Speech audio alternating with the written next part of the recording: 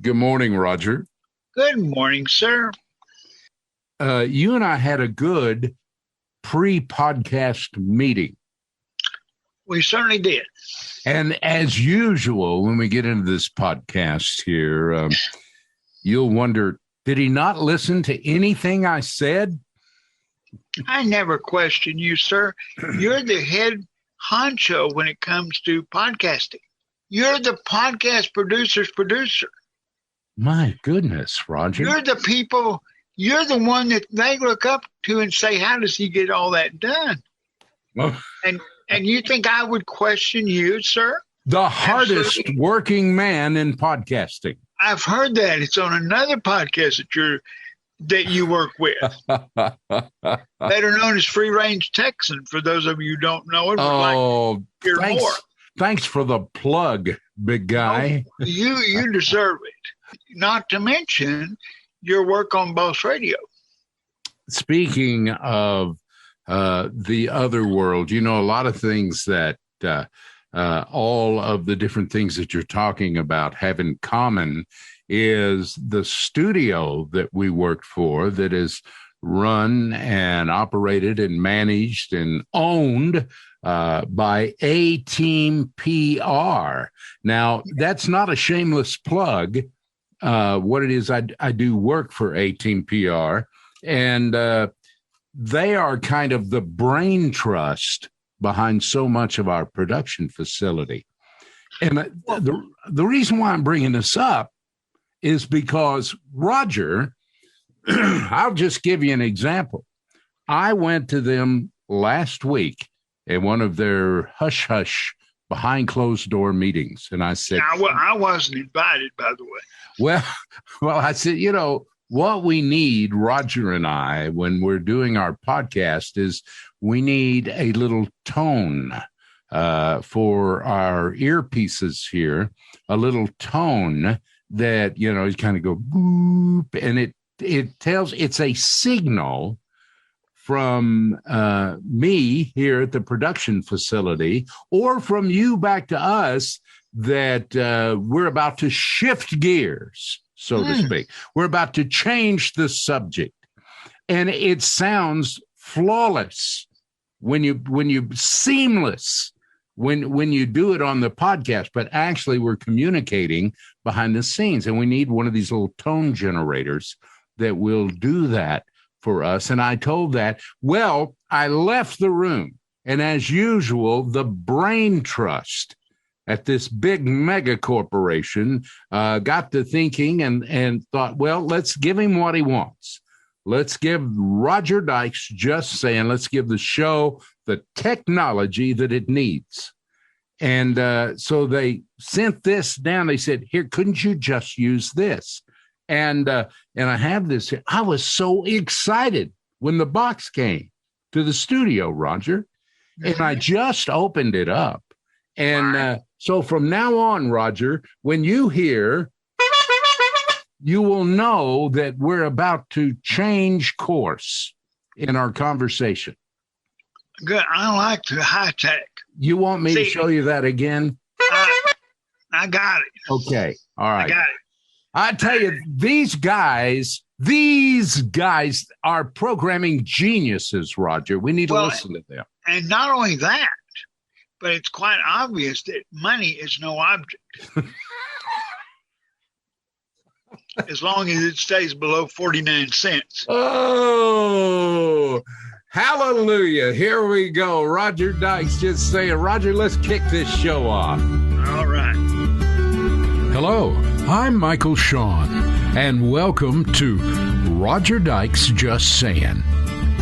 Roger Dykes is a teacher and counselor with a master's degree in family counseling from Texas Tech University. He is the owner of UV Blake Records and has written a book titled Non-Persons Rolling in a Normal World. And there's a few more things. Roger was born with cerebral palsy. Now a quadriplegic, he has been confined most of his life to a wheelchair. And for a while, even enjoying a career as a stand-up or sit-down comedian and after-dinner speaker. Disabled? Yes, but you forget about that pretty quickly because Roger thrives. So here is Roger Dykes. Well, Michael, it's good to have you back here for the podcast. It seems like it's only been 3 weeks. Yeah, as a matter of fact. And Roger. Yes, sir. I can't help but notice that there is a stack of stuff that has happened. Some of it kind of spine tingling. I don't know if that's the word, but there has been all these things happen in your world since the last podcast. I know where I want to start. Okay. All right. Well, the thing is, there is a thing that we refer to as the big circle. And the reason why it's got a name like that, it's easy to remember and is small because the actual process is large and involves lots of people. And as you have pointed out to me, you have been on the big circle ever since you began your quest that we talk about on show after show here on Roger Dykes Just Saying. Roger, could we please just give an account of the big circle?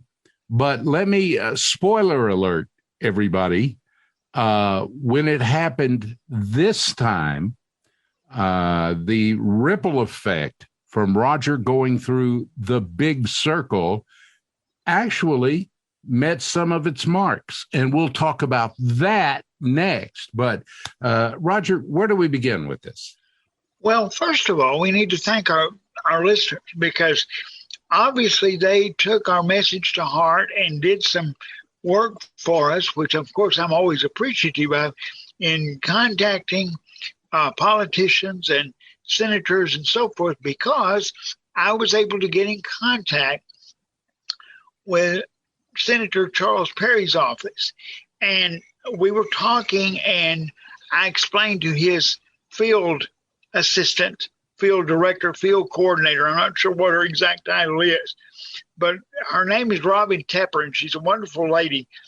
But she was talking to me, and I was telling her about the money situation that we discussed last week on the show regarding the $13 maximum amount I could pay my caregivers and how that's just not competitive with the real market.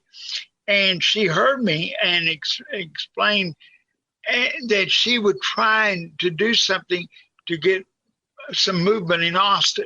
So she contacted one of their research people down there who called me immediately. In fact, called me before I was even ready.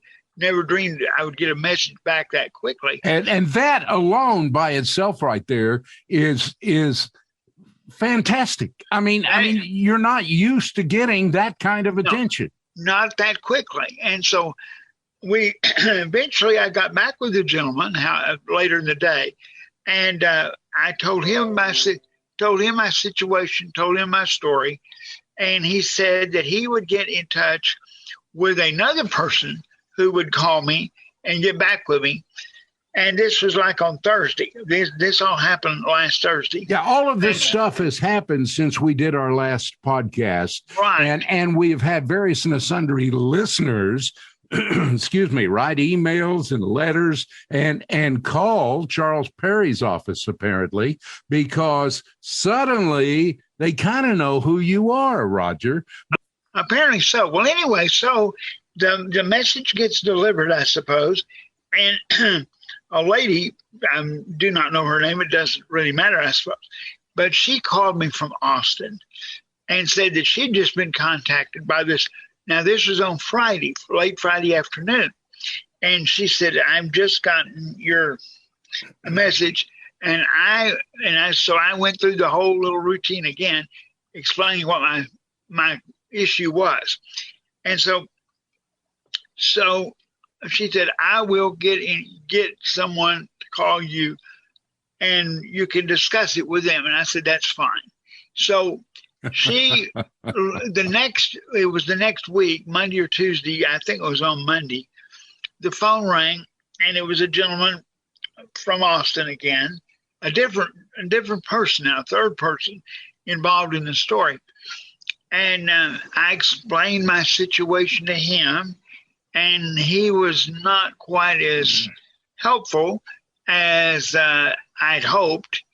In fact, not only was he really not helpful, I don't think he really understood my question, nor the problem, nor the issues at hand, but he had a very good, solid advice for me. And I hope the listeners are sitting down. You might want to take notes because this will be significant. He said, I would recommend, sir, that you contact the senator in your area and discuss it with him. Which would be Charles Perry's office, would be Charles Perry's which is office. where you started. And so I said, sir, I don't understand. I said, do you not realize that I'm in your office talking to you now because Charles Perry sent me here? The big circle. And he said, and I'm serious. That was the end of his help. I mean, he just stopped. And it was like, okay. I thought to myself, I've been here before, and probably I'm at a dead end and it's all over. So, Roger. I was I wasn't upset, mad. I was just resigned to the reality that this never ends. Politics, government, and dealing with government programs is a never-ending quest of nothing. So anyway, I'm very frustrated, but later not long after that, the phone rang, and it was the lady who had sent me to this guy, and she's back on the line again. Yeah. And she said, I just got word that you talked to and gave me his name. And I said, yes, ma'am, I did. And she said, well, how did it go? And I said, well, honestly, ma'am, he really didn't help me a whole lot. I don't even think he understood the problem. He sent me to a website. He just sent you back to square one. That's actually what he did. Well, gave me a website to look at that didn't fit, and then told me that I need to contact my local senator, which I said, we all know that's how I got here. And she said, okay. She didn't seem upset about that at all. She said, I tell you what, I've got a couple more leads for you. Roger, it's as if she had seen this before. Yes. And she said, I've got a couple more leads for you, and I'll be happy to see if I can get someone else to get in contact with you. And so what happened then? Well, I said, that would be great. I would appreciate any help you can give me. And I said, I ended our conversation by thanking her profusely, simply because she was still willing to help me after round one didn't go anywhere. Yeah. Because I'm so used to being put off, well, that's all we can do, or we'll look into it, or whatever. And you never hear from anybody. Don't call us, we'll call you. Exactly. So she had called me back and was still willing to help. And I thought, that's great. Well, yesterday, I received a phone call from an office of an individual that I've not talked to before. And this secretary said, I understand you have a complaint. And I didn't really like that word, but okay, a complaint about the way the money is being appropriated on a program. And I said, yes, ma'am, that's true. She said, well, I can't help you with it. And I was thinking, okay, why did you call?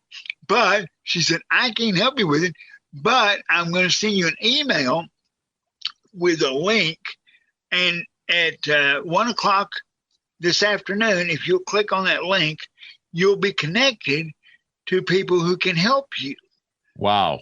And I said, well, I'll certainly do that. I said, is it a video or audio or what? She said, no, it can be video. And I said, okay, great. So at 1 o'clock, I clicked on the link, and there were two people on my screen. One was the one that is in the particular program we're talking about, office, and the other was his, I guess, assistant or administrator of some sort. But anyway, but they were expecting you. They were there ready for me when I clicked in, and I clicked in a little bit before one. They were there.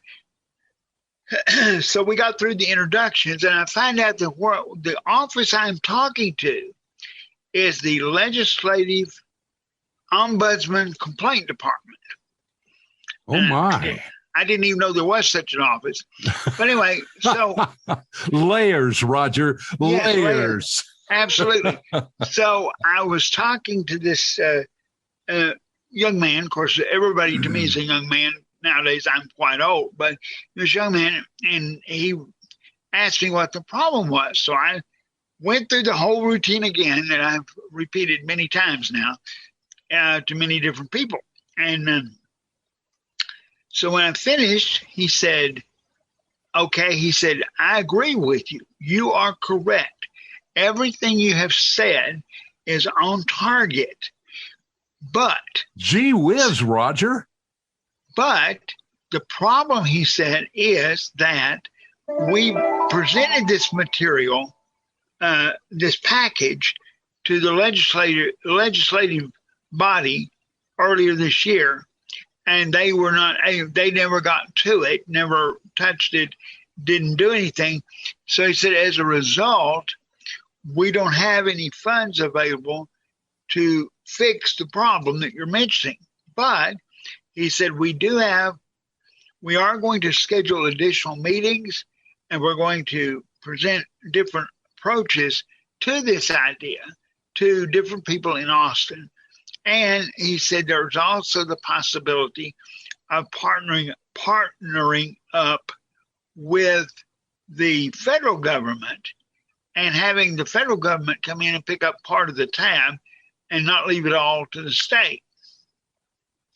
Well, this is very good news because, first of all, I was on target. My statements and my requests and things I was saying were not off in left field somewhere so far removed from reality that they wouldn't even listen. Right. That was number one. Number two, he was very interested in what I had to say and the way I presented it, because he said, we are going to have another meeting in about a week. He said, would you mind attending that meeting? We're talking about meeting via Zoom or the equivalent of Zoom over the internet. But and again, Roger, I would just like to point out that all of this, everything that you're telling, has taken place since your last podcast. Since people began contacting the state legislator. It is a result of the energy expended by our listeners to try and get this solved. And therefore, we are so very appreciative of their help.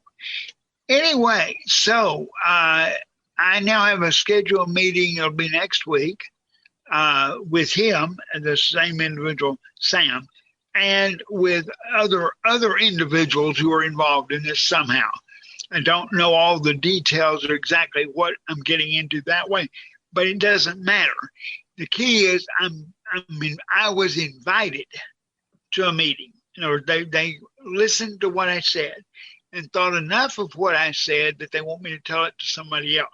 And of course, if you've ever dealt in government policy programs and all this sort of thing, you know that there are, as you mentioned earlier, there are layers and layers and layers of bureaucracy on top of one another, and hopefully you're able to move up the ladder from layer to layer to layer until you finally get to a layer of people that can actually address the problem you've got and propose some solution to it. I was just thinking, Roger, about my.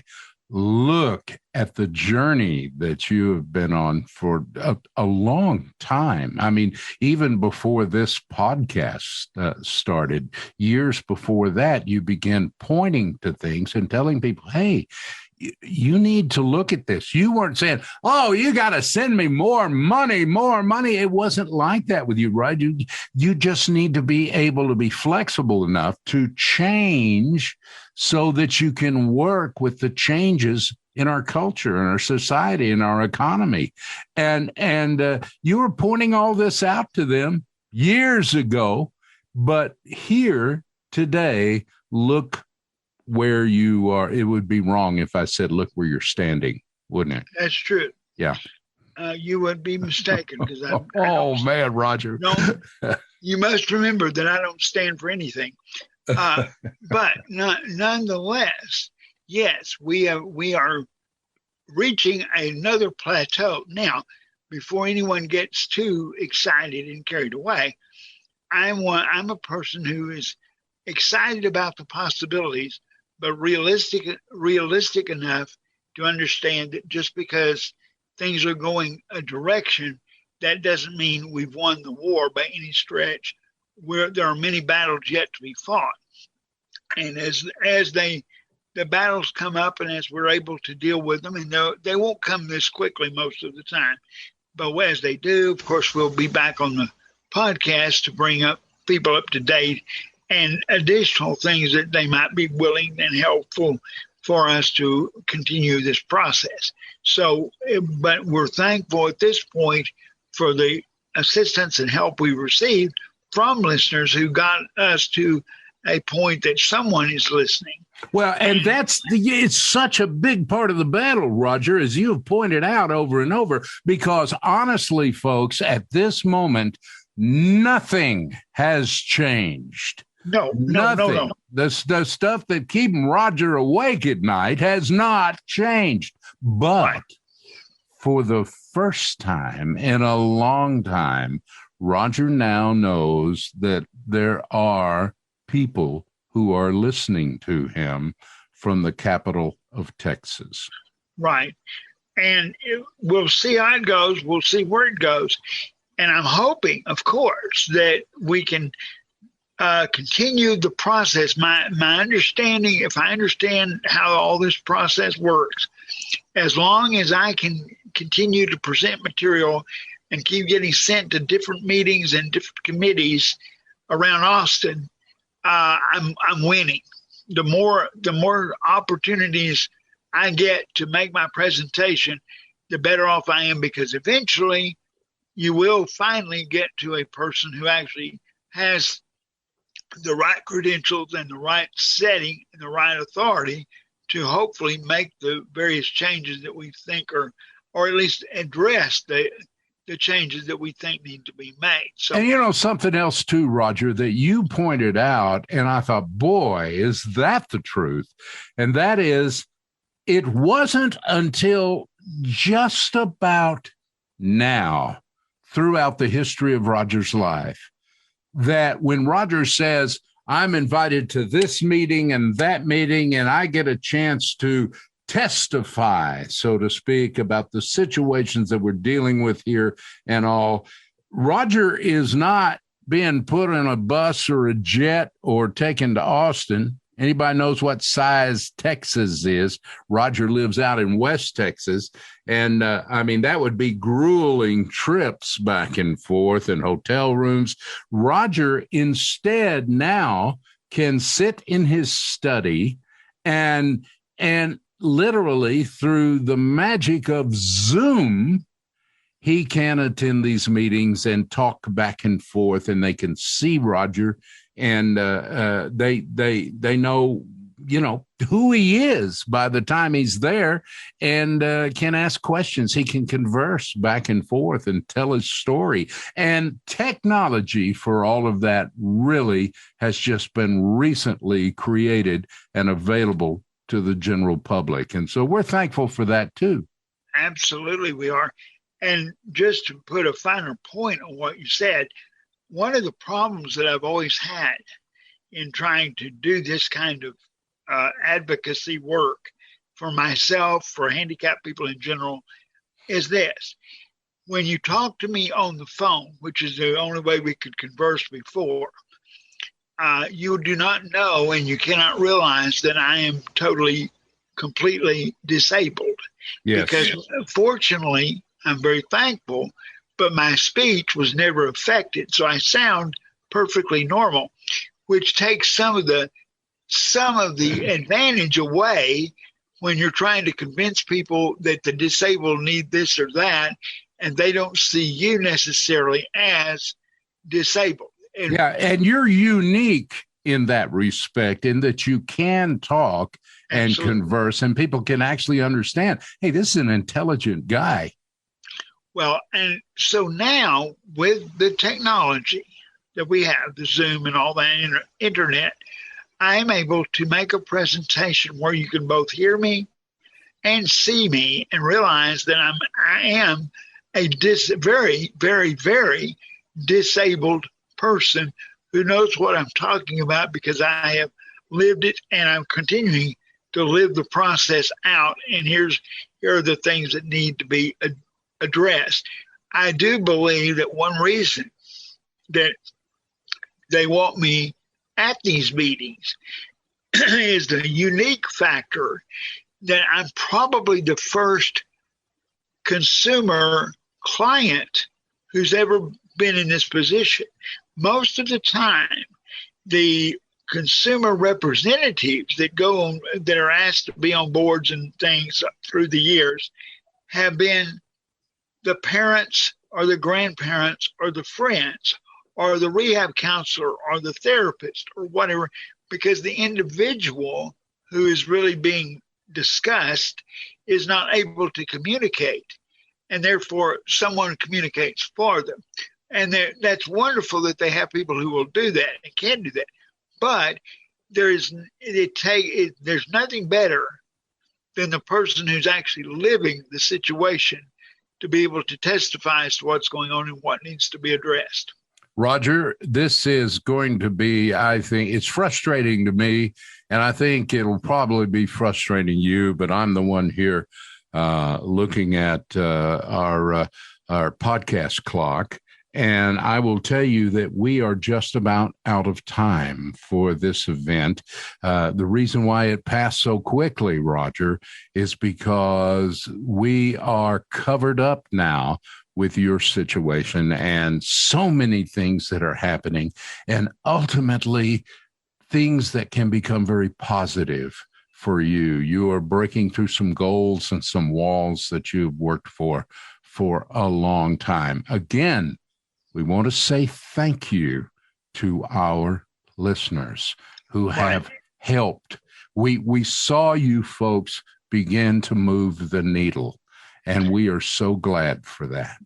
And we also want to remind folks that things do not happen quickly, generally speaking. I have just given you a rundown of an almost miraculous situation, because this does not normally happen, that you get this many phone calls and you get this far along this quickly. I say that so that we still need people to contact the senators and representatives, because it does not hurt to get more and more and more people involved.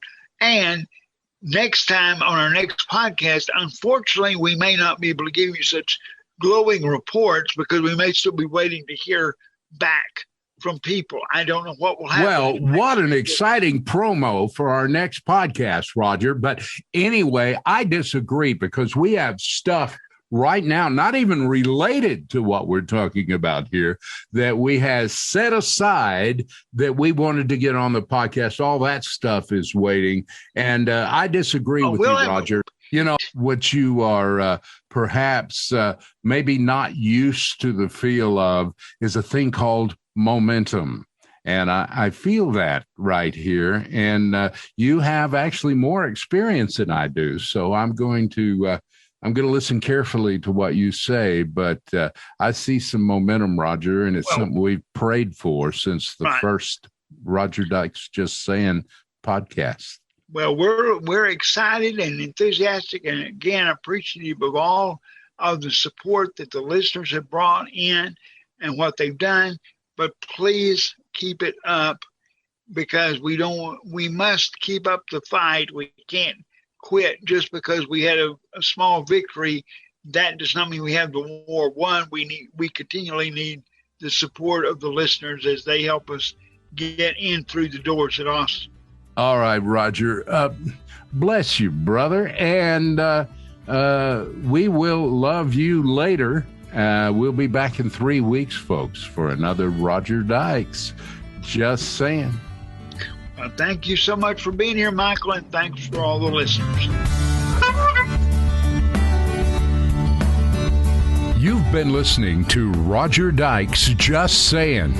If you'd like to get a message to Roger, his Facebook account is listed as Roger Dykes.